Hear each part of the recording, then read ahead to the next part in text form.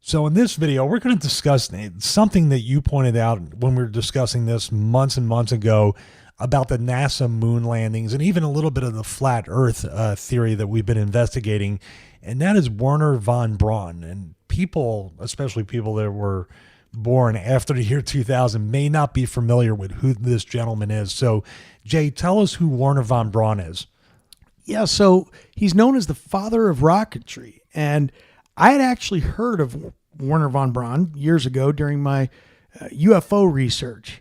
His name kept coming up during the Operation Paperclip years. He was the guy, he was the most well-known scientist that we got after World War II as part of Operation Paperclip, when we took some of Germany's top scientists and brought them over here and put them to work. Was that the conspiracy theory, just off topic for a second, where they said the Nazis were reverse engineering UFO technology, alien technology? Yeah, it's amazing how a lot of this stuff overlaps. The Germany, the Antarctica, the scientists, the paperclip. Oh, you're getting a whole other series of videos. It really does overlap. But yes, To answer your question, it does.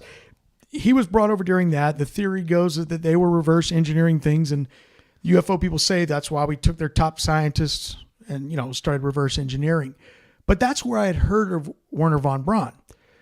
Then fast forward to, earlier this year, in doing all of our flat Earth research, a little unknown tidbit about Werner von Braun comes up, and that is regarding his tombstone, his headstone. Yeah. Now, just to give you a little history, he's actually credited in a way, I don't know if this is official, for creating NASA. Right. He is one of the founding fathers. Himself, Walt Disney is even mentioned in there. Jack Parsons from the JPL labs are the fathers of NASA. And Werner is the father of rocketry. So, we're talking about the years in between World War II and the moon landing, the late 40s, throughout the 50s, this is when all this stuff was happening. War ended in 45, and then from that point on, von Braun was brought on to do all the NASA stuff. And Correct. Was he involved with the nuclear? That was Oppenheimer. Did he have any involvement with that, or just rockets? Just rockets. Saturn V, I think he helped develop the Saturn series of rockets. Correct. And you can't find his name directly attached to things like Operation Fishbowl. However, if the military and the space program are working on firing missiles up into the sky, one would think that the father of rocketry was probably consulted on it. Just supposing there. That would be common sense to do that. Now, we get to the gravestone. This is the point of this video, and this is really just kind of odd. On his gravestone, obviously, has his birth date and his death date, but it also has a Bible passage. Now, before we even read the Bible passage, you have a quote from his book, his biography someone wrote about his life, which talked about something that made the gravestone inscription that even has any Bible verse in it.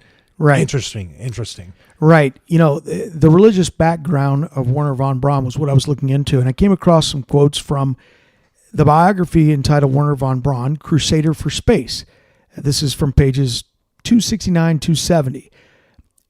Von Braun had answered some questions before his death in a very religious manner regarding God. Now, I'm quoting now. Those who had known von Braun before the late 50s may have been very surprised by his answer. Throughout his younger years, von Braun did not show signs of religious devotion or even an interest in things related to the church or biblical teachings. In fact, he was known to his friends as a merry heathen. Those who knew him, though, through the 60s and 70s, noticed that during these years that a new element began to surface in his conversations and also in his speeches and his writings, a growing interest in religious thought. So, I guess my question was answered because I was wondering if this man was always a religious guy. But it turns out that he became religious in the late 50s and throughout the 60s. Prior to that, the guy was known as a merry heathen. Speculation, just our speculation, sees that from the time that he was part of the Nazi party and then brought over here at 45, he was a merry heathen. And then it seems like maybe some information came across his desk or with his experience that made him change his mind, that he found God. Now, most people that are religious, I was raised Catholic, I'm a Christian. You try to put, at least in some regards, you put a message on your gravestone to leave behind.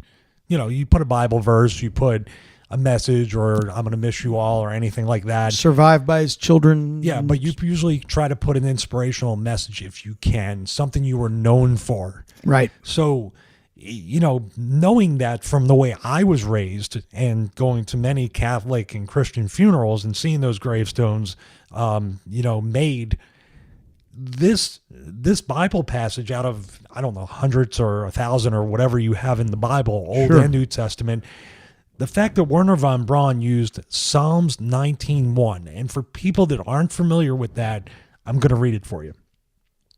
Psalms 19:1, the heavens declare the glory of God. Now, you know, that's pretty good, but that's only one half of the psalm. The other half is the one that just kind of blows my mind. And the firmament showeth his handiwork. Now, somebody that was part of the NASA, that founded NASA, that was part of the space program, the moon landing, all this stuff, put this particular passage as what I've been raised for, and raised, you know, to see a gravestone as the last parting message from the deceased, has to do with something that's connected to the flat earth theory. Correct. And the flat earth theorists say that or many of them, suggest that there is a firmament or a dome-like roof above the earth that prevents us from going deep into space, which is why we can go no higher than lower orbit. And so you have to ask yourselves, why did Werner von Braun, the father of rocketry, the guy who was a founder of NASA, why did he change his religious beliefs throughout his life? And why did he use a scripture referring to the firmament being the handiwork of God on his headstone?